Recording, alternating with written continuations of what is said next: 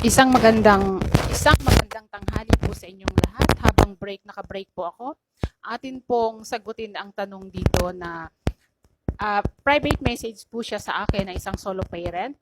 Ano po, ang concern niya po is about educational benefits ng solo parent. Ano po, para po sa anak ng solo parent. So basahin ko po ang kanyang mensahe. Ito po.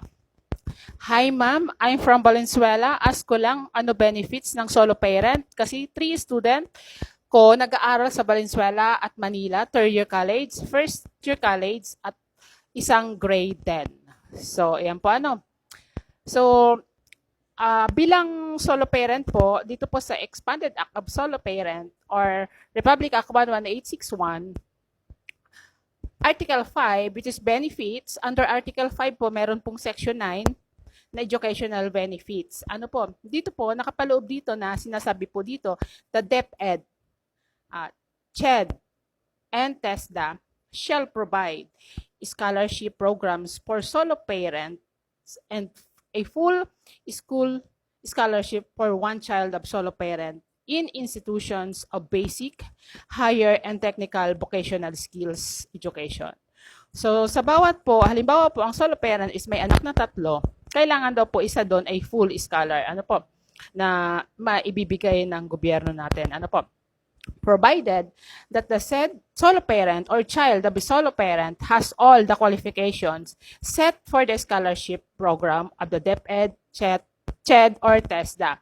So, ibig sabihin po, meron pa rin pong qualifications na kailangan ma-meet nung bata. Hindi po porket anak ka ng solo parent is automatic na pasok ka na po sa scholarship program. Ano po? So, kailangan po ma-meet niya pa din yung kung ano po yung hinihingi na ano pong tawag doon na qualifications. Ano po? So, nakalagay pa rin po dito, provided further that the other children, if any of the solo parents, shall be given priority in the education programs under. So, bukod po doon, meron pa po. Under Republic Act number 10687 or otherwise known as the Unified Education Financial Assistance System for Tertiary Education or yung pong tinatawag na UNIPAS. Ano po, ang purpose po ng section na ito, the children must be dependent on the solo parent for support. Ano po? So yun po yung, dapat po ang anak po ng solo parent ay nakadepende pa po sa magulang na solo parent. Dapat po yung anak niya is unmarried and below 22 years old, ano po, at saka po unemployed para po siya ma-qualify doon sa benefits na educational. So itong lahat ng ito po is nakapaloob dito sa Expanded Act. Solo Parent Expanded Act. Ang lahat ng ito po is base lang po sa aking alam. Disclaimer lang po. So para po malinawan kayo ng maigi, pwede naman po kayong pumunta sa opisina ng MSWDO, Municipal Social Welfare Development Office sa inyong lugar at magtanong po kayo doon. Kasi po lahat po yan ay kaya nilang sagutin. Ano po? Ito pong sa akin is kaunting kaalaman lang po. Ano po? Pero po kung meron ka pa pong katanungan is mag-message ka lang po sa akin ulit at atin pong sasagutin. Ano po, kahit papaano po is kaunting kaalaman is ma-share po natin sa bawat isa. Ano po?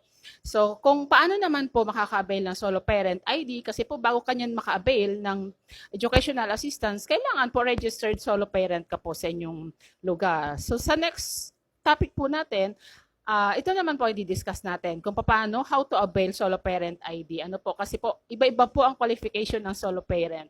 Ano po, next po, nasasagutin po natin yan. Ano po, maraming salamat po sa inyong lahat. And mabuhay po ang lahat ng solo parent. Ano po, gawin po nating masaya ang buhay natin kahit po tayo solo or single. Kasi ito po nakatadhana sa atin ay maging single. Ano po? Pero masaya naman po kasi kasama natin ang mga anak natin. Ano po? So, maraming salamat po.